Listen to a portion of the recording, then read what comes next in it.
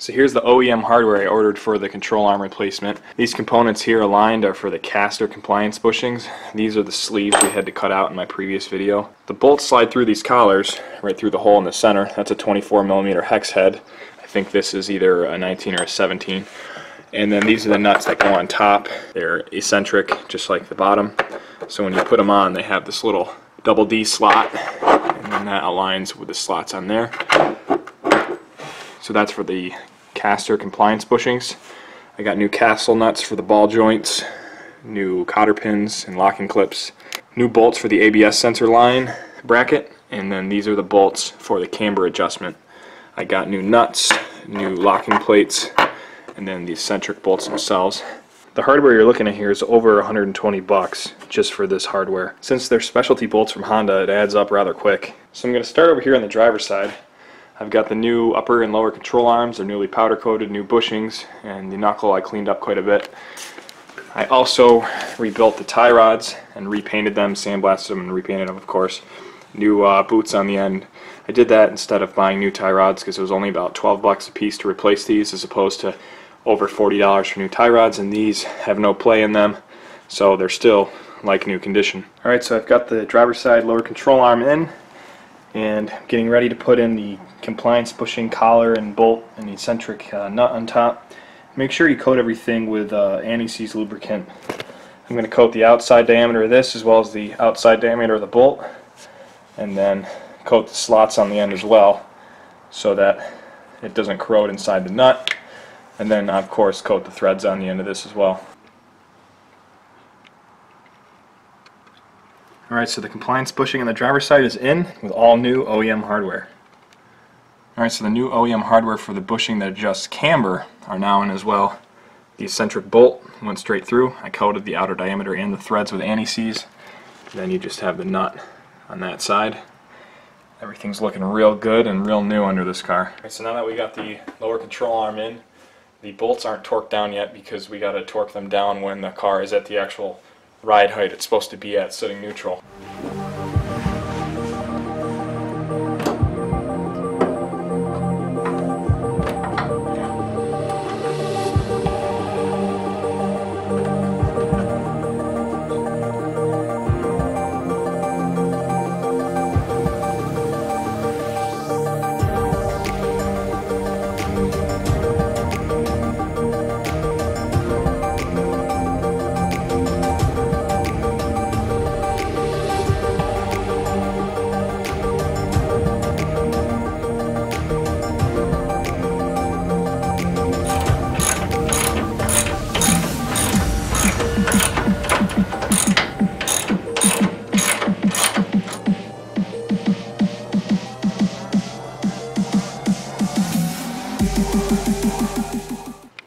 So a couple tips here: when you put your lower control arm in, make sure that your brake line isn't fed down behind it.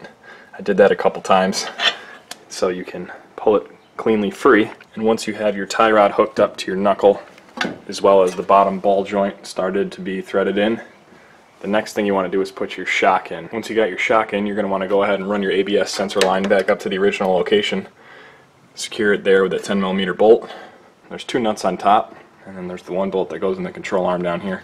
Make sure you run your brake line, wrap it around the shock to where the stock mounting bracket is, loop it back around to the brake caliper. Alright, so once you got your shock in, you got your brake line ran, your caliper put on, you got your tie rod on, and you snug the nut up, you're ready to put the upper control arm back on. Go ahead and wipe down the tapered surface the ball joint's going to ride on. You don't want any grease or any kind of oil on that. So once you got your upper control arm in, the only thing left to connect in the whole front end is the ball joint. So you're just going to raise the knuckle, slide that in, and screw the castle nut in from the opposite side. Now the one thing I didn't do before I started this project was measure my stock ride height. And what you do is you measure with your wheel on and the car on the ground, with no one in it of course. You measure from the center of your hub straight up to your fender, and then you write that value down. Now the reason I need to know the ride height is because I need to put a jack underneath the rotor, and I need to raise it up to the exact distance it's going to be at when it's sitting on the ground with the wheels on, because that's the distance you want to torque all your bushings down. So what that means is there's not going to be any stresses through the bushings when your car is sitting flat with no one in it. The only stresses through the bushings will then be when you're cornering or the suspension goes up or down. So I would advise you guys to take your measurement before you start your project. That's one thing I didn't do. So I have all the bolts loose right now. I tightened them down and then took them off about 2 turns. So everything's loose right now. So what I'm going to do right now is I'm going to put wheels back on the car, set it down. I don't even have my Carcept sway bar hooked up. Speaking of the Carcept sway bar, you need to know the ride height as well, because you need to adjust your end links, which are the pieces over there. You need to adjust those according to your ride height, and it clearly shows how to do that in the instructions. So that's the next step. We're going to throw wheels on it and measure the ride height, take the wheels off, and then torque everything down at that ride height.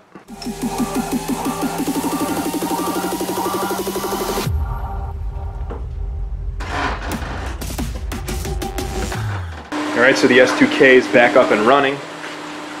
Had to jump start it, it's been sitting so long, and I rolled it backwards, rolled it forward about 15 feet, so the suspension would kind of settle to its natural ride height. I'm going to take my measurements now. Alright, so my stock ride height seems to be about 14 inches to the top of the metal fender. I'm not measuring it to the plastic fender, I'm measuring it to the painted red metal fender, and it looks to be just about 14 inches. So just measured the passenger side as well, and it looks like it settled to just about the same value as the driver's side. Alright, so I've got the suspension jacked up to its normal ride height here. Put a piece of wood in my Harbor Freight jack and got it to the point where the center of the hub is 14 inches from the fender. Alright, so I got all the bushings torqued down at their proper ride height, and I'm starting to install the Carcept sway bar end pieces here. And I just made sure both sides had them on the right spline, and I torqued the splines down with a 1/16 inch of the bar sticking out on each side. And now I have to adjust the length of the end links, put the end links in, and adjust the bar for the centering location. Alright, so the front suspension is all put back together and ready to be aligned. The view of the lower control arm, freshly powder coated. The newly painted tie rod, I just staked the cotter pins. Upper control arm, new powder coat, new bushings everywhere. And of course I got my Carcept bar set up. If we look over here, the only thing you have to do, if you don't swap your front shocks side to side like it says to do in the Carcept manual, you're going to have the bracket for your brake line mounting get very close to the adjustment hole, so you won't be able to adjust it with one wrench on the go. But I just plan to run it this year. I'm going to be running it on the first hole, which is the softest hole. So that's over 2 times stiffer than the stock bar. So I'm going to try it like that first. And I can still adjust it if I jack up the car and take off the wheels. So if I do an autocross event and say I want to change it for the next one, I'll be able to bring it home and in the garage, jack it up, and probably take me 10 minutes to swap that over.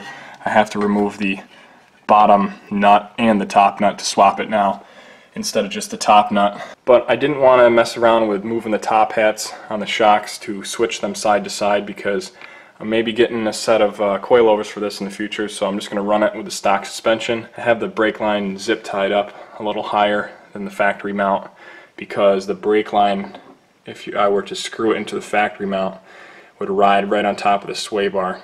So I had to give it some space. I turned the wheel side to side to make sure nothing was binding, and there's all slack in the hose still. So we're good to go.